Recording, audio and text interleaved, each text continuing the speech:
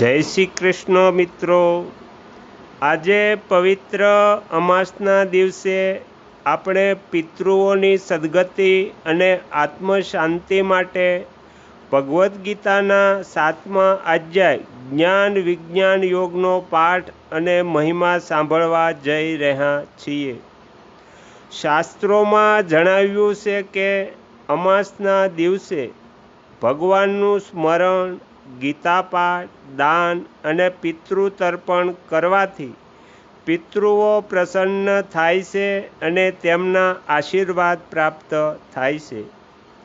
ભગવાન શ્રી કૃષ્ણએ ગીતાના આ પવિત્ર અધ્યાયમાં પોતાના દિવ્ય સ્વરૂપ, ભક્તિ અને પરમ જ્ઞાનનું સુંદર વર્ણન કર્યું છે।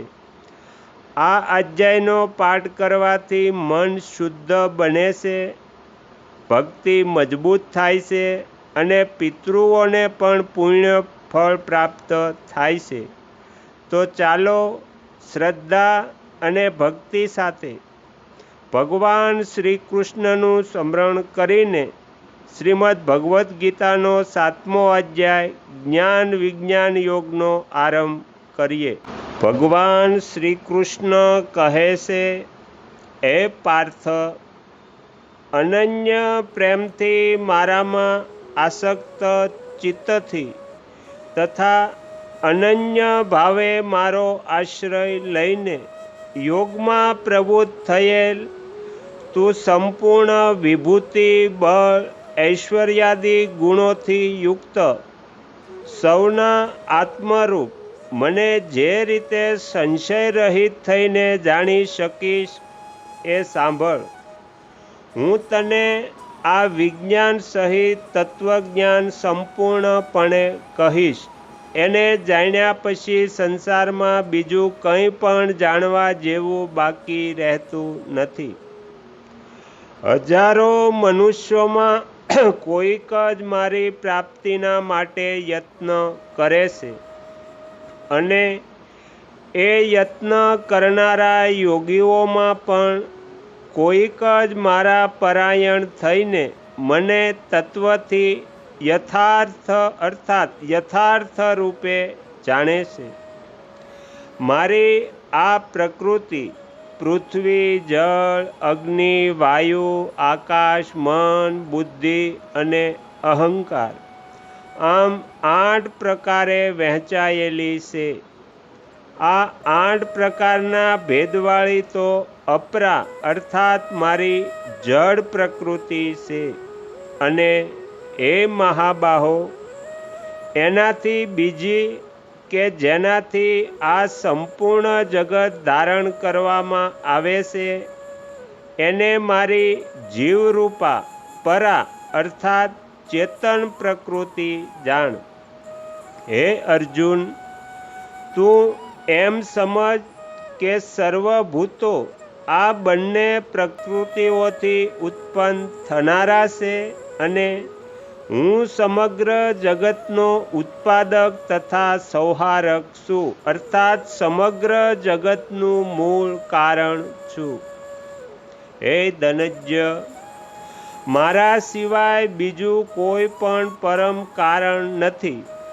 આ સંપૂર્ણ જગત દોરામાં દોરાના મણકાના સમૂહની જેમ મારામાં પરોવાયેલું છે।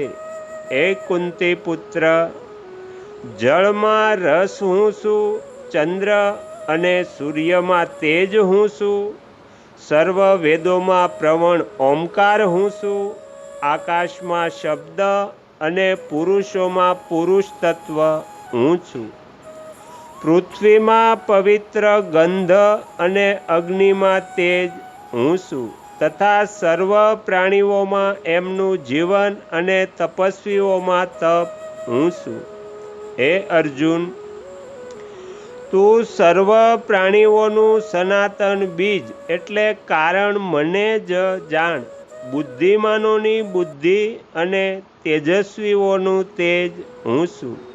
હે ભરત શ્રેષ્ઠ, બળવાનોનું આસક્તિ અને કામના વિનાનું બળ અર્થાત સામર્થ્ય હું છું અને સર્વ પ્રાણીઓમાં રહેલો ધર્મ અનુકૂળ અર્થાત શાસ્ત્રને અનુકૂળ કામ હું છું.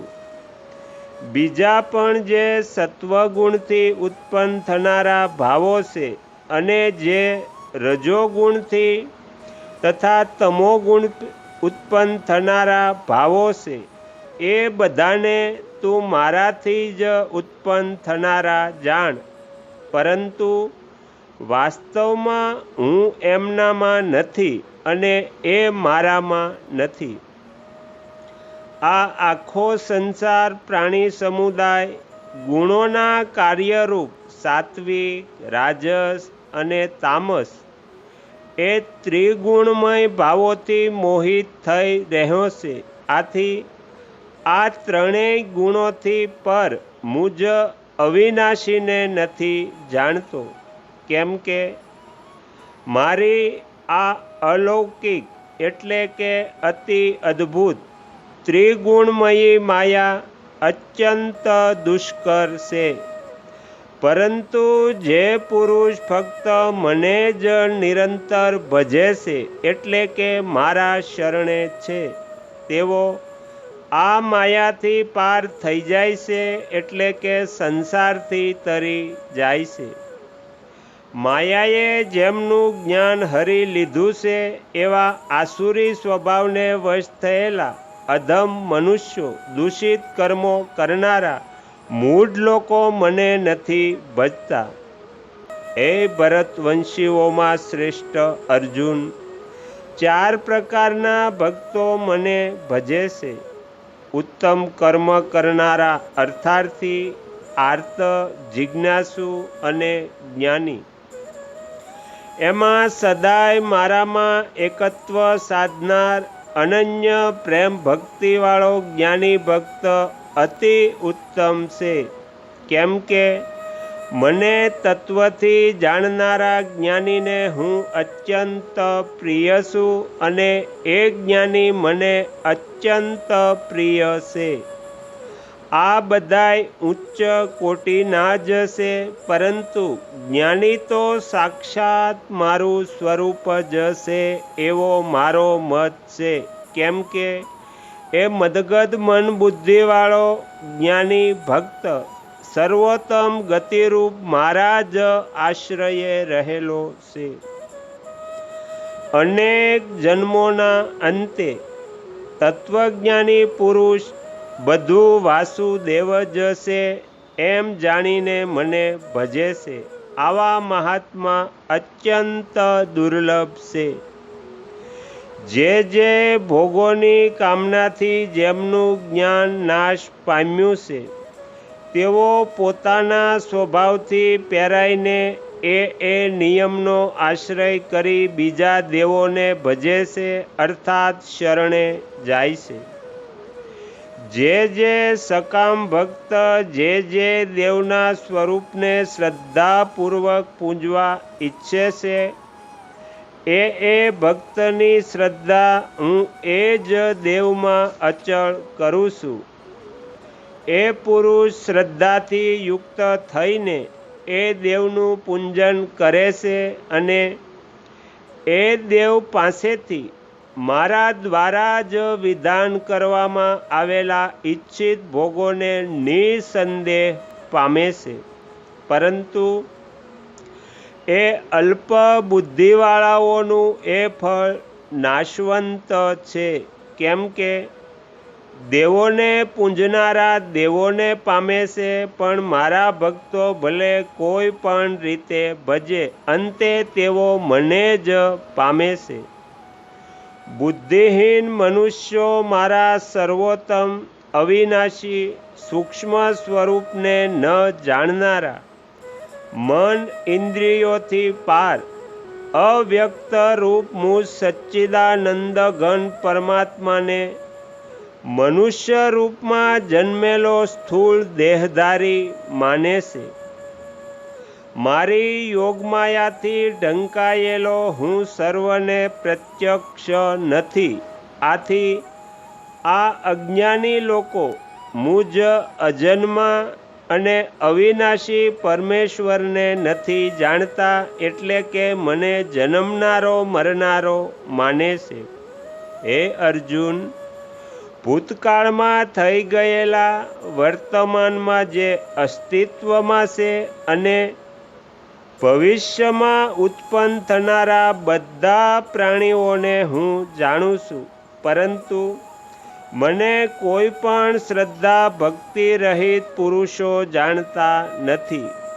હે શત્રુઓને તપાવનાર ભરતવંશી, સંસારમાં સર્વ પ્રાણીઓ જન્મ કાળે ઈચ્છા અને દ્વેષથી ઉત્પન્ન થયેલા સુખ દુઃખાદી દ્વંદ્વોના મોહથી અત્યંત વ્યાકુળતાને પામે છે, પરંતુ નિષ્કામ ભાવે શ્રેષ્ઠ કર્મોનું આચરણ કરનારા જે પુરુષોના પાપ નષ્ટ થઈ ગયા છે, તેઓ રાગ દ્વેષજન્ય દ્વંદ્વના મોહથી મુક્ત થઈ દૃઢ નિશ્ચયથી મને સર્વ પ્રકારે ભજે છે.